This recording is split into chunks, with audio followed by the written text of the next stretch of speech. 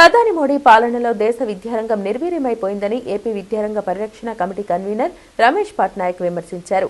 దేశంలో మతోన్మాద శక్తులు రాజ్యమేలుతున్నాయని, ప్రాంతీయ భాషా వ్యవహారాలపై దాడులు జరుగుతున్నాయని దుయ్యబట్టారు. ఆర్ఎస్ఎస్ అజెండాను అమలు చేసేందుకు బీజేపీ యత్నిస్తోందని పట్నాయక్ మండిపడ్డారు. ప్రగతిశీల ప్రజాస్వామ్య విద్యార్థి సంఘం పీడీఎస్యూ జాతీయ ప్రథమ మహాసభలు విజయవాడలో ప్రారంభమయ్యాయి.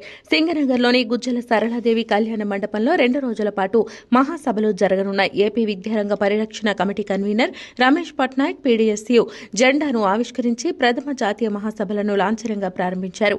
ఈ సందర్భంగా పట్నాయక్ మాట్లాడుతూ దేశంలో మతోన్మాద పోకడలు పెరిగిపోయాయని ఆందోళన వ్యక్తం చేశారు. కొందరు స్వార్థ రాజకీయ నాయకులు ప్రాంతీయ భాషా భేదాలు తీసుకువస్తున్నారని, భౌతిక దాడులకు వెనకాడటం లేదని ఆయన దుయ్యబట్టారు. లౌకిక ప్రజాస్వామ్యవాదులు ఏకతాటిపైకి వచ్చి మతోన్మాద శక్తులకు వ్యతిరేకంగా పోరాడాల్సిన ఆవశ్యకత ఏర్పడిందని పట్నాయక్ స్పష్టం చేశారు. ప్రపంచ పరిస్థితులు కానీ, దేశ పరిస్థితులు రాష్ట్రంలో కూడా చాలా గందరగోళంగా ఉంది. ఫ్యాసిస్ట్ పరిస్థితులు పెరుగుతున్నాయి. ఈ పరిస్థితుల్లో ప్రోగ్రెసివ్ డెమోక్రాటిక్ స్టూడెంట్స్ యూనియన్ అఖిల భారత మహాసభలు నిర్వహిస్తున్నది చాలా ప్రాధాన్యతతో కూడుకున్న విషయం. మరి ఈ మహాసభలు అనేవి విద్యారంగంలో ఏ విధంగా ఫ్యాసిజం ముంచుకొస్తుంది, ఏ విధంగా మత ఉన్మాదం, కుల వివక్ష, మరి రాష్ట్రాల హక్కులు ఏవైతే ఉన్నాయో, ఫెడరల్ హక్కులు ఏవైతే ఉన్నాయో, అట్లానే పితృస్వామిక దాడులు ఏవైతే పెరుగుతున్నాయో, అట్లానే భాషలపైన, అటు తెలుగు, ఉర్దూ లాంటి ప్రజల మాతృభాషలపైన ఈ జాతీయ విద్యా విధానం 2020 పేరున ఎటువంటి దాడులు జరుగుతున్నాయో, ఈ విషయాలన్నీ కూడా ఈ మహాసభల్లో చర్చించి సరియైన తీర్మానాలు తీసుకొని ఆచరణలో వారు ముందుకెళ్తారని ఆశిస్తున్నాను. ఈ సందర్భంగా పీడీఎస్యూ జాతీయ కన్వీనర్ రామకృష్ణ మాట్లాడుతూ దేశంలో విద్యా వ్యవస్థను కాషాయీకరణ చేసేందుకు మోడీ సర్కార్ 2020 జాతీయ విద్యా విధానాన్ని అమలు చేస్తోందని ధ్వజమెత్తారు.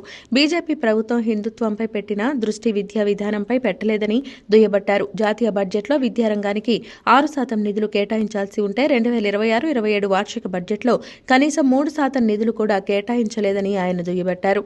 మోడీ విధానాలతో పేదలు, దళిత వర్గాలు ఉన్నత విద్యకు దూరమయ్యే ప్రమాదం ఏర్పడిందని రామకృష్ణ మండిపడ్డారు. విద్యారంగం పట్ల కేంద్ర రాష్ట్ర ప్రభుత్వాలు అనుసరిస్తున్న వైఖరికి వ్యతిరేకంగా జాతీయ మహాసభల్లో కార్యాచరణ రూపొందిస్తామని రామకృష్ణ స్పష్టం చేశారు. దేశవ్యాప్తంగా కొనసాగించాలనేటువంటి లక్ష్యంతో ఈరోజు ఆర్ఎస్ఎస్, ఏబీపీ లాంటి శక్తులు విశ్వవిద్యాలయాల్లో మూకదాడులకు సిద్ధపడుతూ ఉన్నారు. మన జేఎన్యూలో జరిగింది, అట్లాగే ఆంధ్ర యూనివర్సిటీలో జరిగింది, అలాగే యూజీసీలో కూడా కొత్త నిబంధనలు తీసుకొస్తూ రిజర్వేషన్లకి తూట్లు పొడుస్తున్నారు. రీసెర్చ్ స్కాలర్షిప్లను తగ్గిస్తామన్నారు.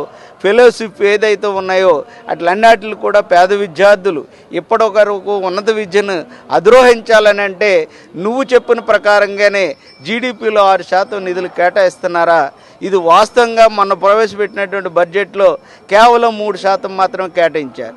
2035 నాటికి ఉన్నత విద్యలో 50% ఎన్రోల్మెంట్ ఎట్లా సాధిస్తారు అని మోడీ ప్రభుత్వాన్ని ప్రశ్నిస్తామన్నాం. అట్లాగే ఈ రాష్ట్రంలో ఉన్నటువంటి రాష్ట్ర ప్రభుత్వాలు కూడా విద్యారంగానికి సరైనటువంటి నిధులు కేటాయించట్లేదు అనేటువంటిది మేము ప్రకటిస్తున్నాం.